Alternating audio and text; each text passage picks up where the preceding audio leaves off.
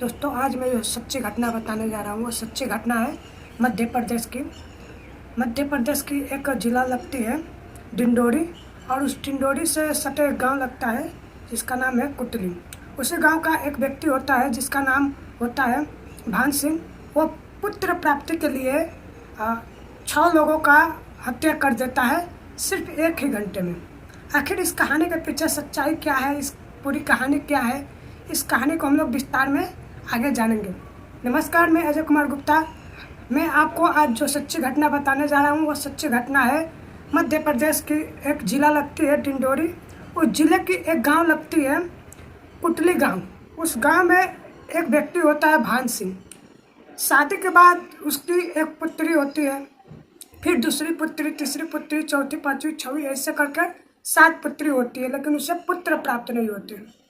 वो बहुत परेशान रहने लगता है। परेशान होकर वो अपने गांव का ही एक तांत्रिक के पास जाता है और तांत्रिक से सारी बातें बताता है। तांत्रिक बोला कि इसके लिए तुमको एक कन्या का वध करना होगा, यानी उसकी बलि देनी होगी। ये बात सुनकर वो बहुत परेशान हो जाता है भान सिंह। लेकिन उसको तो एक इच्छा थी और ये जिज्ञासा थी कि हमको पुत्र प्राप्त हो, चाहे जिसका भी जान रहे, चाहे कन्या का, चाहे किसी का भी ले। ये सोचकर वो वापस घर आता है और अपनी पत्नी से वो बातचीत इसके बारे में करता है, लेकिन उसकी पत्नी सहमति नहीं जताती है। कोई भी माँ अपने बच्चों को मारने किसी को नहीं देती है। इसी को लेकर वो परेशान हो जाता है। वो सोचता है पहले किस पुत्री को मारूं, तो वो 3 साल की एक बच्ची होती है, उस पर उसको ध्यान जाता है और वो उससे ज़बरदस्ती छीनने लगता है। छीनने के बाद उस बच्ची को पटक पटक कर वही मार देता है। मारने के बाद वो वहाँ से चला जाता है। रास्ते में एक औरत को देखता है, उसको पकड़ता है उसका बाल और उसको ईंट लेता है और वही उसको भी मार देता है।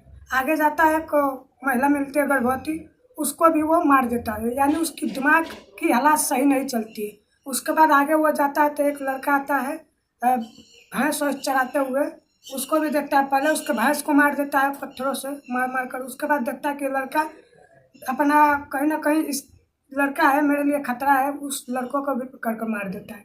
इस तरह कर कर बारी बारी से मात्र 1 घंटे में वो 6 लोगों की हत्या कर दी थी।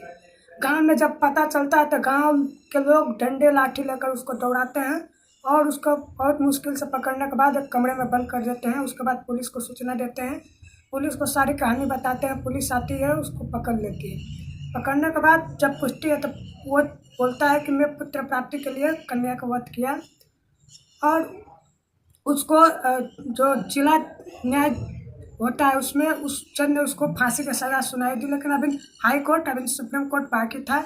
यह घटना सन 1988 की है और उस पुरुष के बारे में हमने बहुत सी सोर्स जुटाने की कोशिश की, लेकिन नहीं मिला। उसके साथ क्या हुआ क्या नहीं अभी तक पता नहीं चला। इस कहानी को सुनाने का मेरा उद्देश्य किसी को दिल दुखाना नहीं है, किसी को परेशान करना नहीं है, लेकिन लोगों को जागरूक करना है। अंधविश्वास को लेकर जिस प्रकार लोग घटनाएं करते हैं उनको लेकर जागरूक करना है।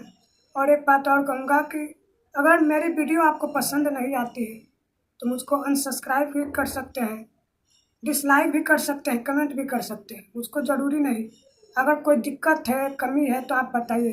एक भाई ने कमेंट किया था कि पहले तुम बोलने को सीख लो। मुझको अच्छा लगा कि कम से कम जो मेरे में कमियां हैं उसने बताया। ये पॉइंट था जो पकड़ में आया और मैं इस पर प्रयास कर रहा हूँ। जल्द ही इस पर कमांड बना लूँगा। आपको ज़रूरी नहीं, मुझे सब्सक्राइब नहीं चाहिए, लाइक नहीं चाहिए, बस आप कमेंट कीजिए कि वीडियो में कुछ कमी है, उसको बता सकते हैं।